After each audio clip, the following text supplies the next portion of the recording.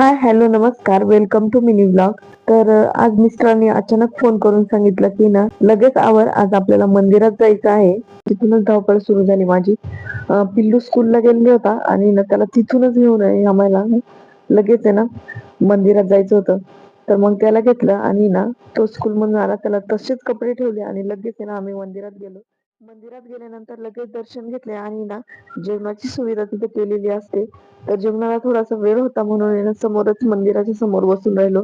आणि हे जे मंदिर आहे ना, हे अजून बांधकाम चालू असल्यामुळे ना जेवणाच्या तिथं ठेवलेलं आहे.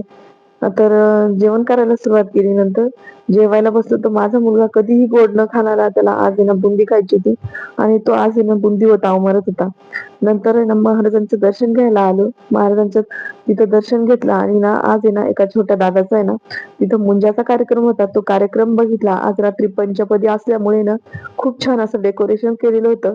डेकोरेशन बघितलं, छान महाराजांचं दर्शन घेतलं आणि ना इथं अनेक म्हणजे मोठे मोठे ऍक्टरेस वगैरे पण आहे ना इथं राहता.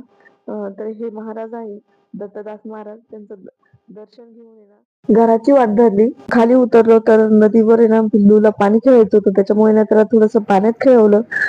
त्याला आहे ना थोडंसं म्हणजे ना तिथं गेल्यानंतर आहे ना तो पाणी खेळल्याशिवाय बाहेर निघत नाही. खूप ऊन झालं होतं आणि ना उशीर पण झाला होता. दुकानात यायचं होतं, त्याचे पप्पा बोलले पटकन झाला आणि ना त्याला ना बाहेर काढलं. आणि असा होता आजचा दिवस. व्हिडिओ आवडला असेल तर नक्की लाईक करा, शेअर करा, चॅनलला सबस्क्राईब करा. भेटू नेक्स्ट व्हिडिओ मध्ये. तोपर्यंत बाय बाय.